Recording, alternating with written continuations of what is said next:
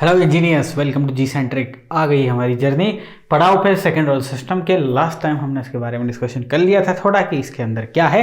आज इसको एक्सप्लोर करेंगे और जल्दी से फास्ट तरीके से हम चीज़ों को बाइंड अप कर देंगे। भैया हमने लास्ट टाइम आपको बताया कि सेकेंड ऑर्डर सिस्टम मतलब उसका यदि आप ओपन लूप गेन की बात करोगे तो वो हमने क्या लिया था, omega N square divide by h square plus 2 zeta omega n s. Yes और नो, ये ओपन लूप गेन समझ लीजिए या फॉरवर्ड पाथ का ट्रांसफर फंक्शन समझ लीजिए। नाउ आपने क्या किया, आपने इसे क्लोज लूप कंट्रोल सिस्टम में लगा दिया। यस और नो, फीडबैक ले लिया आपने, क्या यूनिटी फीडबैक ले लिया। आउटपुट यहाँ से क्या लेंगे, सी ऑफ एस लेंगे। तो सर इसे ब्लॉक में डाल दो ना, ये डाल दिया भैया। यहाँ से क्या ले रहे हो आप, आउटपुट ले रहे हो। आउटपुट से आपने इसमें डाला नेगेटिव यूनिटी फीडबैक डाल दिया। यहाँ पे क्या है राजा बेटा, इनपुट आर ऑफ एस। इसका ट्रांसफर फंक्शन जब हमने निकाला था लास्ट टाइम में डिस्कशन कर लिया था, वो क्या आया था, omega N square divide by S square plus 2 zeta omega n s plus omega N square. This is the transfer function for this, है ना। बट व्हाट इफ इसका एक ओवरऑल गेन भी ले लो आप। यदि इसका एक जनरलाइज ट्रांसफर फंक्शन फाइंड करेंगे या बात करेंगे तो k से मल्टीप्लाई कर दीजिए, ये इसका गेन है s square plus 2 zeta omega n s plus omega N square. ठीक है, ये generalise formula. Entire system is going to multiply with the k the gain. ये जनरलाइज तरीके से याद रख सकते हो। ये पर्टिकुलर इसके लिए मैंने निकाला है, जो मैंने एज्यूम किया है आप लोगों के लिए। इतनी बात क्लियर है या नहीं? ओके, तो सर ये ट्रांसफर फंक्शन है ना, क्या करने वाले हैं। अरे भैया लास्ट टाइम हमने बोला ना, सेकेंड ऑर्डर सिस्टम लेंगे जी। सेकेंड ऑर्डर सिस्टम को 4 इनपुट्स देंगे। कौन कौन से, डेल टी बोले तो impulse input, you of T step input, and चलिए रैंप इनपुट ले लीजिए, पैराबोलिक को छोड़ दीजिए। 4 आउटपुट देखेंगे, सी ऑफ टी 4 देखेंगे। इम्पल्स इनपुट दिया तो इसे इम्पल्स रिस्पॉन्स बोलेंगे। यूनिट स्टेप इनपुट दिया तो इसे स्टेप रिस्पॉन्स बोलेंगे। रैंप इनपुट दिया तो इसे रैंप रिस्पॉन्स बोलेंगे। अब कमाल की बात क्या हो रही है यहाँ पे, कमाल की बात ये हो रही है कि सर जो आपने यूनिट फीडबैक सिस्टम लिया, जिसका कि ट्रांसफर फंक्शन आपने निकाला omega N square plus s square plus 2 zeta omega n s plus omega N square, ये निकाला। यहाँ पे सर कुछ हमें बताइए, ओमेगा एन क्या है, एस और जीटा क्या है। तो सबसे पहले एक बात कान खोल के सुन लीजिए। सेकेंड ऑर्डर सिस्टम प्रकृति में, नेचर में जो आउटपुट, जो प्रोसेसेस ऑसिलेटरी टाइप की होती है ना, उनको जो मैथमेटिक्स में ले जाते हैं ना, तो सेकेंड ऑर्डर की इक्वेशन मिलती है या हायर ऑर्डर की इक्वेशंस मिलती हैं। जिन प्रोसेसेस में ऑसिलेशन नाम की चीज़ नहीं होती ना, मैथमेटिक्स में वहाँ पे ऑर्डर सिंगल ही मिलता है। सर कुछ भी हवा नहीं लगा। जल्दी से मेजरमेंट में आप किस इंस्ट्रूमेंट से इलेक्ट्रिक करंट मेजर कर रहे हैं, इलेक्ट्रिक करंट पॉइंटर शो कर रहा है ऑन द स्केल जो कि डिफाइंड है। पॉइंटर गया अपनी फाइनल पोजीशन पे, फाइनल पोजीशन पे वो ऑसिलेट कर रहा, वाइब्रेट कर रहा, वाइब्रेट। इसके इस नेचर को मैथमेटिक्स में जब इसको चर्चा करेंगे ना, तो वो उसका बिहेवियर इक्वेशन से शो करना पड़ेगा ना। उस इक्वेशन में हायर ऑर्डर रहेंगे because of the oscillation. Pendulum अपनी जगह पे क्या कर रहा है जी, अपनी जगह पे ऑसिलेट कर रहा। जब इसकी इक्वेशन को या इसकी इस फिजिकल प्रोसेस को आप मैथमेटिक्स में डिस्कशन करोगे ना, सेकंड ऑर्डर सिस्टम आपको मिलेंगे। इतनी बात क्लियर है ना इंजीनियर साहब।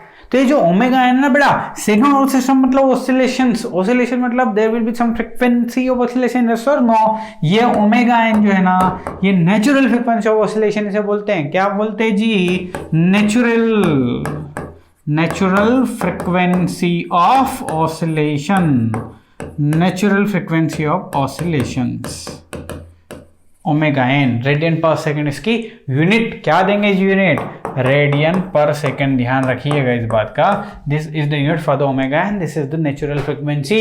यानी कि यदि सिस्टम में ऑसिलेशन है सर, ऑसिलेशन कैसा हो सकता है, नेचुरल ऑसिलेशन मतलब कंटिन्यूअस ऑसिलेशन, इसे ही सस्टेन ऑसिलेशन कहते हैं, इसे ही नेचुरल ऑसिलेशन कहते हैं, इसे ही अनडेम्प्ड ऑसिलेशन कहते हैं। तो ये जो ऑसिलेटरी वेवफॉर्म है, इसकी जो फ्रीक्वेंसी होगी ना रेडियन पर सेकंड में, उसको हम बोलते हैं omega n, natural frequency of oscillation. कोई भी सिग्नल नेचुरल नेचुरली जो भी ऑसिलेशन करता है उसकी फ्रीक्वेंसी ये हो गई।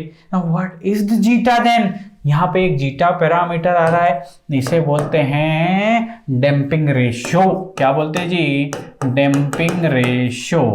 ओके जी, इसको मैं डैम्पिंग फैक्टर बोलूंगा, मैं नहीं बोलूंगा इसको डैम्पिंग फैक्टर। किसी न किसी बुक में आपको मिल जाएगा कि जिसे डैम्पिंग फैक्टर भी बोलते हैं। ना ना ना, this is not the damping factor, this is damping ratio. तो सर डैम्पिंग फैक्टर क्या हो गया? रुको ना जरा, समझाएंगे आपको, वो भी घबराने की जरूरत नहीं है।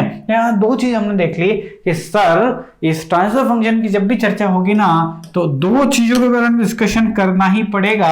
वो क्या क्या है जी? एक तो है ओमेगा एन और एक है जीटा। इन दोनों के बिना इसको एनालिसिस नहीं कर सकते। यूं कहूं आउटपुट में इन दोनों पैरामीटर का इफेक्ट इंपैक्ट कहीं ना कहीं आउटपुट पे देखने को मिलेगा। अब जरा ध्यान से सोचो, आपके पास एक सेकेंड ऑर्डर सिस्टम है जिसका कि ट्रांसफर फंक्शन आपके पास है, और मैं directly close loop transfer function लिख लूं क्या? S square plus 2 zeta omega n s plus omega N square. ये है इस फंक्शन को यदि मैं इनपुट दूं, लेट्स टेक डेल टी दिया, तो यहां से आउटपुट मुझे सी ऑफ एस मिलेगा क्या? जी मिलेगा। ये मैंने एक क्लोज लूप ट्रांसफर फंक्शन ले लिया है ऑलरेडी, तो कंफ्यूजन करने की जरूरत नहीं है आपको। इतनी बात समझ में आती ना? ओके, अब क्या करूंगा सर? सी ऑफ एस, चलिए निकाल के देखते हैं, फिर मैं चर्चा करूंगा कि मैं क्या बोलना चाह रहा हूं आपको। चलिए सी ऑफ एस निकालने की कोशिश करते हैं। सी ऑफ एस, इसका लाप्लास कितना हो जाएगा? 1 गुणा this is nothing but the output omega N square plus s square plus 2 zeta omega n s plus omega N square. This is the output transfer function, output in the S domain when you are giving the input del t।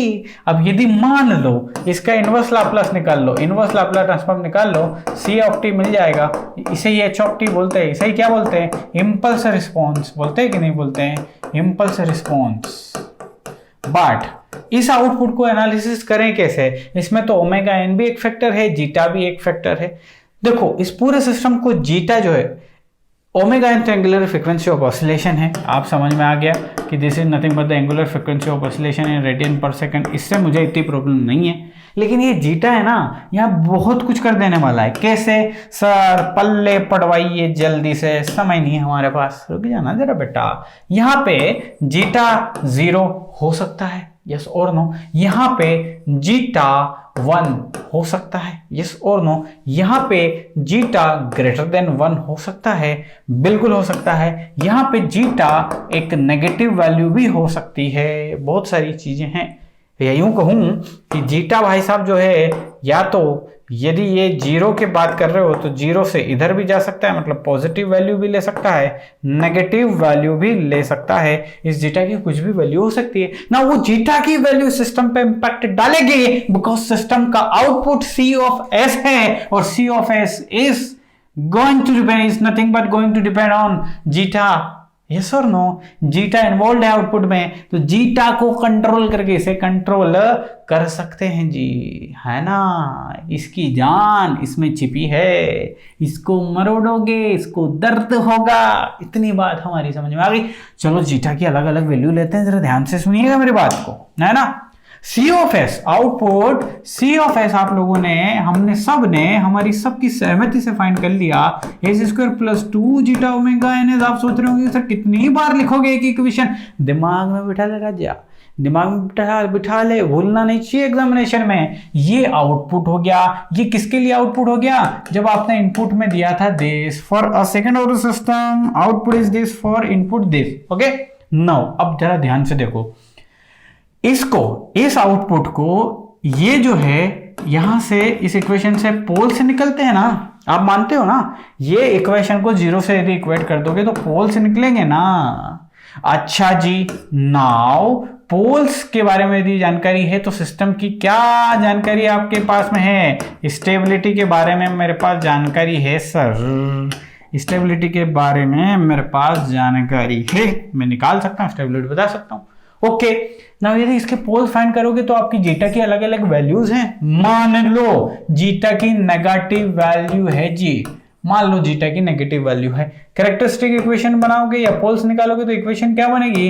Plus 2 zeta omega n s plus omega N square is equal to 0। यदि zeta negative है यदि zeta negative है, यहाँ negative आना है, frequency oscillation negative नहीं हो सकती। S square minus 2 zeta omega n s plus omega N square is equal to 0। Zeta की वैल्यू मैं नहीं ले रहा हूं, -1 -2 माइनस कुछ भी हो सकती है, बट नेगेटिव यदि है। अब यदि इसका पोल्स निकालोगे, इस टाइप की इक्वेशन का पोल निकालोगे, एक इक्वेशन ले लो, S square minus 2s plus 1, इसका यदि आप पोल निकालोगे तो पक्का एक आधा पोल आरएचएस में आ जाएगा। यदि आरएचएस में कुछ आएगा सिस्टम अनस्टेबल हो जाएगा। इस इक्वेशन का एक पोल आरएचएस का होगा ही होगा, इसका मतलब ये सिस्टम अनस्टेबल सिस्टम होगा। कौन सा? अनस्टेबल सिस्टम होगा। तो क्या दिमाग में बिठा लीजिए, इफ जीटा की वैल्यू नेगेटिव होती है, इसका मतलब ये कि सिस्टम जो होगा ना वो अनस्टेबल सिस्टम होगा, अनस्टेबल सिस्टम होगा। और कंट्रोल सिस्टम में हम स्टेबल सिस्टम की बात कर रहे हैं, स्टेबल सिस्टम को एनालिसिस कर रहे हैं। जीटा की वैल्यू नेगेटिव कभी नहीं रखेंगे, जीटा की वैल्यू नेगेटिव कभी भी नहीं रखेंगे, बिकॉज अनस्टेबल सिस्टम से हमें कोई लेना देना नहीं। अच्छा जी, अब क्या होगा? अब सर ये होगा कि जीटा की अलग अलग वैल्यू नहीं ले सकते, लेकिन ध्यान ये रखना कि जीटा की वैल्यू आप 0 से बड़ी या बराबर ले सकते हैं। जीटा की वैल्यू नेगेटिव मत लीजिए, यदि ले लिया सिस्टम अनस्टेबल हो जाएगा। क्या करोगे अनस्टेबल सिस्टम का? क्या करोगे जी? कुछ नहीं करोगे, जल्दी से आ जाओ। अब यहाँ पे क्या क्या पॉसिबिलिटी हम कंट्रोल सिस्टम में डिस्कस करते हैं वो देखो। जीटा की वैल्यू 0 ले लेते हैं, जीटा की वैल्यू 0 से 1 ले लेते हैं, जीटा की वैल्यू एग्जैक्ट 1 ले लेते हैं और जीटा की वैल्यू ग्रेटर देन 1 ले लेते हैं। ये 4 कंडीशन है। इन 4 कंडीशन पे हम किसी भी सिस्टम को एनालिसिस करते हैं। कौन से सिस्टम को? सेकंड ऑर्डर सिस्टम को, फॉर डिफरेंट इनपुट। अब जरा मैं आपको चमकाता हूं, थोड़ा सा मैं आपको चमकाने की कोशिश कर रहा हूं। आपने एक सेकंड ऑर्डर सिस्टम लिया, यूनिट फीडबैक सिस्टम लिया, जिसकी इक्वेशन अब आपको याद हो गई है, और मुझे तो याद है ही राजा बेटा। ठीक है जी, ये है। सर आपने क्या किया? थोड़ा सा टाइम दे दो मुझे। सर आपने किया इसको क्लोज, इस पे आपने 4 इनपुट लगाने हैं। कौन कौन से इनपुट लगाने हैं जल्दी से बता दो। डेल टी जो कि हम लगा चुके हैं, जिसको डिस्कशन कर रहे हैं, u of t, r of t, ये 3 इनपुट लगाएंगे। तीनों इनपुट से आउटपुट लेंगे सी ऑफ टी। बट चूंकि जीटा इन्वॉल्व है तो हर एक आउटपुट उन सारी कंडीशन से निकालना पड़ेगा। जीटा को 0 मानेंगे, जीटा को 0 से 1 के बीच में मानेंगे, जीटा को एग्जैक्ट 1 मानेंगे और जीटा को ग्रेटर देन 1 मानेंगे। इन 4 कंडीशन के आधार पे 4 आउटपुट निकलेंगे हर एक इनपुट के लिए। यस और नो मानते हो? आप डेल टी अप्लाई किए जी, सी ऑफ टी की 4 अलग अलग वैल्यू आप देख सकते हो। कब? जीटा इक्वल टू 0 पे, जीटा इस रेंज में, जीटा इस रेंज में, जीटा इस रेंज में, है ना। टोटल कितने आउटपुट आप देख सकते हैं जी? 12 आउटपुट। 4 इससे, 4 इससे, 4 इससे, 4 इससे। चमक गया ना? अभी तक कोई कंफ्यूजन नहीं है ना? अब सभी को डिराइव तो नहीं करेंगे, वो तो फुल कोर्स में कर लिया ना, लेकिन मुद्दे पे आएंगे। ये चीज जानना आपके लिए जरूरी था, इसलिए हमने आपको बताया। अब जरा ध्यान से देखिए, आपने इनपुट दे दिया है डेल टी, आपने सी ऑफ एस ले लिया है और सी ऑफ एस वही आया जो कि ट्रांसफर फंक्शन है, that is omega N square divide by S square plus 2 zeta omega n s plus omega N square जी। गॉट द पॉइंट ना? अब देखो जरा, ये कब आया था? ये आया है तब जब इनपुट क्या है जी? डेल टी है। अब 4 अलग अलग वैल्यू लेते हैं। फर्स्ट एक zeta is equal to 0, zeta is equal to 0 लोगे तो ये बन जाएगा omega N square divide by S square plus omega N square जी। वाह जी वाह जी। ये आउटपुट एस डोमेन में जी, when zeta is equal to 0 जी। अब ये है एक्सप्रेशन, ये एक्सप्रेशन क्या दिख रहा है जी? इसे एस डोमेन में यदि आप देखोगे ना तो एस, यदि यहां से रूट निकालोगे, S square plus omega N square is equal to 0, S square is equal to minus omega N square, S is equal to plus minus J omega N. 2 root आ गए, एक यहाँ पे, एक यहाँ पे। This is nothing but J omega N, this is nothing but minus J omega N. क्या समझे सर? ये तो प्योर इमेजिनरी है जी। प्योर इमेजिनरी मैंने क्या बताया था? मार्जिनल स्टेबल सिस्टम है जी। और साइन ओमेगा टी यदि आपके पास होता, साइन ओमेगा टी और उसका लैप्लास ट्रांसफॉर्म निकालते तो कुछ इस टाइप का आता है ना, omega in divide by S square plus, है ना। तो साइन एक सस्टेन्ड ऑसिलेटरी सिस्टम है या नहीं है, मतलब ये इस डोमेन में है तो पक्का टाइम डोमेन में एक ऐसा फंक्शन होगा लाइक दिस, है ना, लाइक दिस। ये एक सस्टेन्ड ऑसिलेशन, नेचुरल ऑसिलेशन कर रहा है और ये जो ओमेगा एन है ना, इसकी नेचुरल फ्रीक्वेंसी ऑफ ऑसिलेशन है। इतनी बात समझ में आ गई।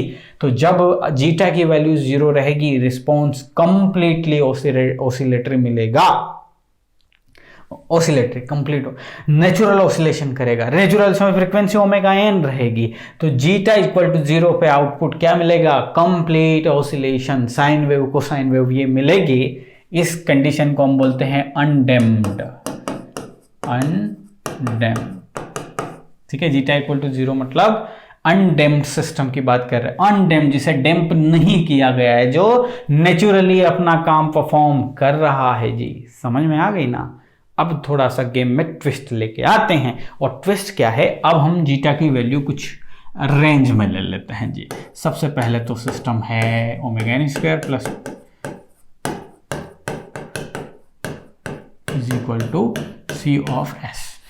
अब जीटा की वैल्यू 0 से 1 में ले लेते हैं जी। 0 से 1 में लेते हैं तो पोल के बारे में डिस्कशन कर रहे हैं, तो पोल को यहाँ लेके आते हैं, s square plus 2 zeta omega n s plus omega N square. क्यों ले रहा हूं मैं पोल, क्योंकि पोल से डिसाइड होता है सिस्टम क्या है, सिस्टम का नेचर क्या है। चलिए इसके रूट्स फाइंड करते हैं। तो फॉर्मूला क्या होता है, minus b plus minus b square minus 4ac divide by 2a।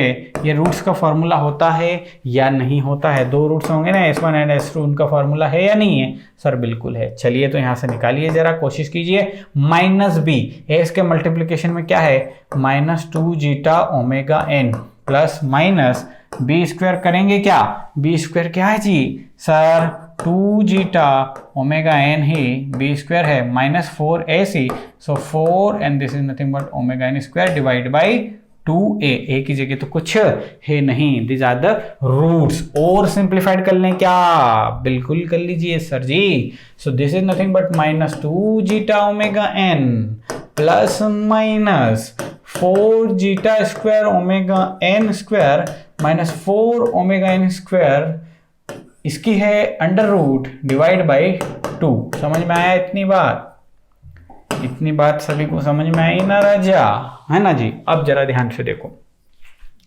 यहां से मैं कुछ कॉमन निकालने की कोशिश, 4 कॉमन निकाल लेते हैं। जीटा तो कॉमन आएगा नहीं, ओमेगा एन स्क्वायर भी कॉमन निकाल लेते हैं। Minus 2 zeta omega N plus minus 4 बाहर आएगा तो 2 बन जाएगा, ओमेगा एन बाहर आएगा तो ये बन जाएगा, अंदर बचेगा क्या,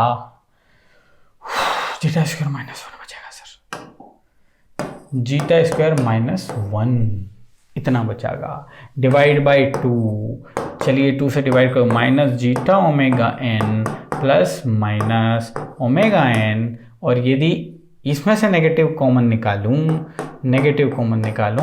इसे 1 माइनस जीटा कर सकता हूं। Under root of minus 1 is nothing but the i, so iota बोलते हैं ना आप जी।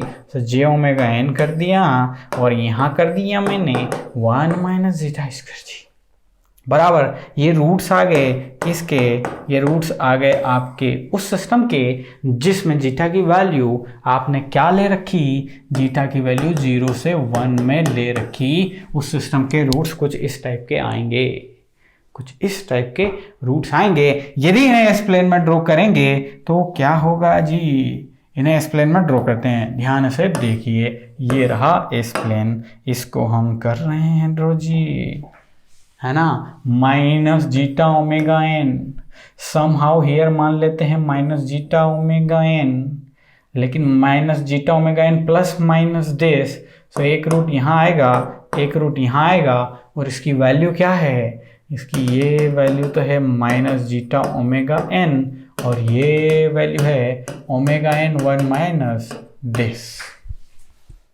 यस और नो, ये रूट्स कैसे है, ये कॉम्प्लेक्स रूट्स हैं जी, ये कॉम्प्लेक्स रूट्स हैं, इन्हें बोलते हैं कॉम्प्लेक्स रूट्स। ये कब आते हैं, जीटा की वैल्यू जब 0 से 1 में होती है तब। अब इसका रिस्पॉन्स देखते हैं कैसा होता है, इसका रिस्पॉन्स देखने की कोशिश करते हैं।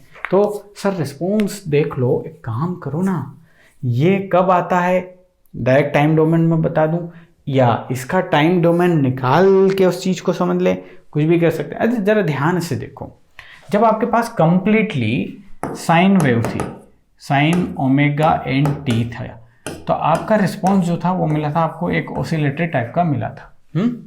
यदि इसमें e to the power minus a t कर दूं, ये साइन ओमेगा टी कर दूं, तो ये एक्सपोनेंशियल डिके फंक्शन का एक ऑसिलेटरी में यदि मल्टीप्लाई हो जाएगा, तो ये जो फंक्शन है e to the power minus a t, ये इसके नेचुरल ऑसिलेशन को डिके कर देगा जी। इसके ऑसिलेशन अब ऐसे हो जाएंगे, बिकॉज इस फंक्शन की वैल्यू है टी इक्वल टू जी इनफाइनाइट, मतलब वैल्यू लार्ज पे zero, e to the minus zero, zero multiply zero, यानी कि ऑसिलेशन जो पहले नॉर्मली हो रहे थे अब उन्हें आपने डैम्प कर दिया, और वो जैसे ही टाइम बढ़ रहा है ऑसिलेशन घटते जा रहे हैं, है ना।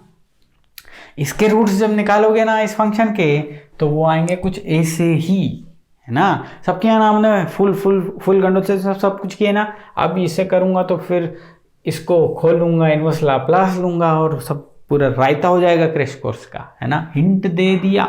इसको यदि आप लाप्लास निकालोगे, रूट्स देखोगे तो same to same complex roots मिलेंगे। कॉम्प्लेक्स रूट जब भी जीटा की वैल्यू 0 से 1 में लेते हैं, आप जीटा की वैल्यू 0 से 1 में लेते हैं तो रिस्पॉन्स कुछ इस टाइप का आता है। जीटा की वैल्यू जब 0 ली थी तो कुछ इस टाइप से आया, जीटा की वैल्यू 0 से 1 में कुछ इस टाइप से आया। ऑसिलेशंस को आपने डैम्प्ड कर दिया, है ना। तो इसको हम अंडर डैम्प्ड सिस्टम बोलते हैं। क्या? Under damped system. कब? जब जीटा की वैल्यू 0 से 1 में होगी तब सिस्टम अंडर डैम्प्ड होगा, यानी कि ऑसिलेशंस जो है ना वक्त के साथ 0 हो जाएंगे, डिके हो जाएंगे, एक्सपोनेंशियल डिके। अब देखो कौन से फैक्टर से, किस फैक्टर से ये डिके हो जाएगा वो डिसाइड करेगा एक्सपोनेंशियल टर्म। एक्सपोनेंशियल ई की पावर में जो टर्म है ना वो डिसाइड करेगी कि इसका डिके किस स्पीड से होना है। तो ई की पावर में इस रूट्स में आने वाला ये जो है ना, ये ई की पावर में ही आएगा, E to the power minus J omega N T, ये यहीं आएगा। और साथ में साइन ओमेगा डी टी आ जाएगा, सम कांस्टेंट भी आएगा। जब इसका आप लाप्लास इन्वर्स लोगे तो कुछ ऐसा आएगा।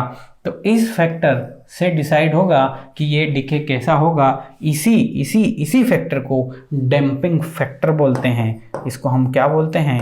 डैम्पिंग फैक्टर बोलते हैं जी। So damping factor zeta omega N होता है और जीटा डैम्पिंग रेशियो होता है। इस बात का ध्यान रखिएगा। आगे ना बात समझ में? ओके, क्या देख लिया आपने अभी तक? आपने ये देख लिया कि किसी भी सेकेंड ऑर्डर सिस्टम को आप यदि डेल टी दोगे तो डेल टी में जो आउटपुट हैं सी ऑफ टी, उसको आप एनालिसिस कर लिए जीटा इक्वल टू 0 के लिए। इसको आप एनालिसिस कर लिए जीटा 0 से 1 के लिए। जब 0 पे आपने एनालिसिस किया तो आपको कंप्लीट ऑसिलेशन मिला जी। आपको क्या मिला? Complete oscillation zeta equal to 0 के लिए। जीटा की रेंज के लिए आपको ऑसिलेशन कुछ इस टाइप का मिलेगा, है ना। अब आप पे क्या मैं छोड़ सकता हूँ कि जीटा इक्वल टू 1 के लिए निकालिए। अरे यार क्या ही बचेगा? Omega N square plus s square plus 2 zeta omega n s plus omega N square. Zeta की वैल्यू 1 रखिए, यहाँ से पोल्स के बारे में बात कीजिए। 2 जीटा की वैल्यू तो रख दी प्लस ओमेगा एन स्क्वायर से ये तो हो जाएगा एस प्लस ओमेगा एन का whole square is equal to 0। तो यहाँ से एस इज इक्वल टू आ गया माइनस ओमेगा एन। 2 रूट आ गए, और 2 रूट कहाँ आ गए भाई? एक ही जगह पे आ गए, that is the minus omega n. ठीक, अच्छा अनडैम्प्ड के लिए यहाँ पे आए थे roots, zeta is equal to 0 के लिए यहाँ आए थे। जब आपने कॉम्प्लेक्स किया उसे, बोले तो अंडर डैम्प किया, तो यहीं कहीं रूट आ रहे थे ऐसे, है ना। ओके, समझ गए ना बात को? इसे हम क्रिटिकली डैम्प्ड सिस्टम बोलते हैं। क्या बोलते हैं जी? क्रिटिकली।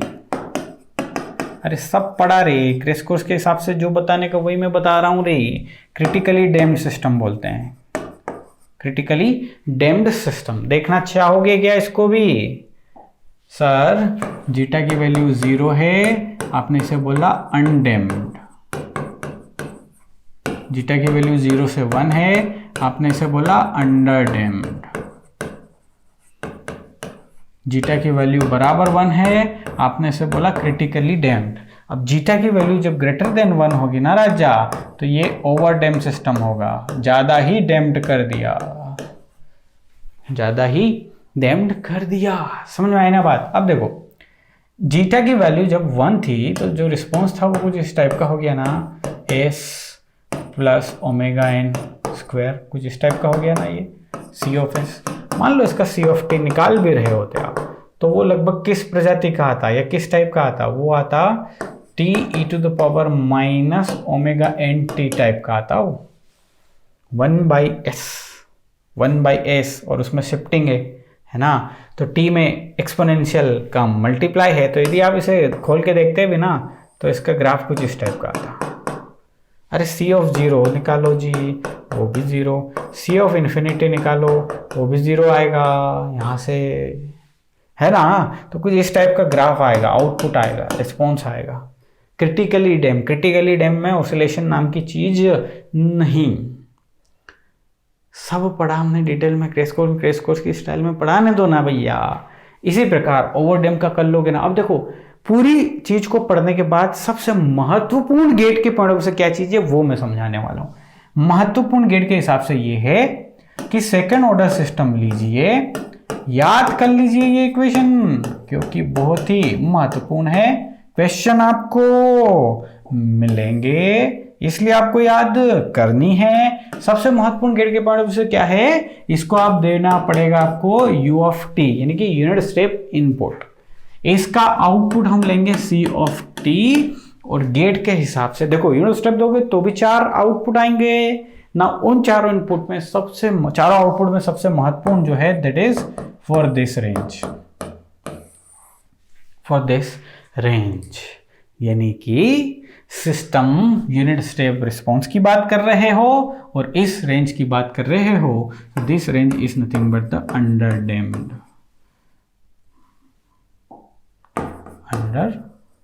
सिस्टम। ठीक है, अंडरडेम्प्ड सिस्टम और यूनिट स्टेप इनपुट ये बहुत ही महत्वपूर्ण है। जब आप यूनिट स्टेप दोगे 1/s दोगे, मतलब इसका मल्टीप्लाई इसमें करोगे, आउटपुट सी ऑफ एस आएगा। सी ऑफ एस में जीटा की वैल्यू इस रेंज में रखोगे और जो आउटपुट मिलेगा दैट आउटपुट इज वेरी महत्वपूर्ण for you. 1 minus e to the power minus zeta omega N t divide by 1 minus zeta square, यहाँ पे मल्टीप्लाई हो जाएगा sine omega D t plus theta का। ओमेगा डी जो है ना ये डैम्प्ड फ्रीक्वेंसी ऑफ ऑसिलेशन है और इसकी वैल्यू है दिस 1 माइनस जीटा स्क्वायर। आगे ना बात समझ में? ओके देखो नेचुरल फ्रीक्वेंसी ऑफ ऑसिलेशन थी वो इस फैक्टर से कम हो जाएगी, that is the damping frequency radian पर सेकेंड में। ओके थीटा क्या है? कॉस इनवर्स जीटा ही थीटा है। कैसे आया ये? सर हम देख चुके हैं, अब तो सब आप सिर्फ याद करवाइए। अब अगली जो कहानी होगी, अगली क्लास जो कहानी होगी इसी से आगे बढ़ेंगे, क्योंकि अभी तक जो पढ़ाया वो इतना महत्वपूर्ण नहीं था। ये इक्वेशन बड़ी महत्वपूर्ण है, इस इक्वेशन पे आने वाले क्वेश्चन बहुत महत्वपूर्ण है, तो अब आपको बने रहना है मेरे साथ। समझ गए ना?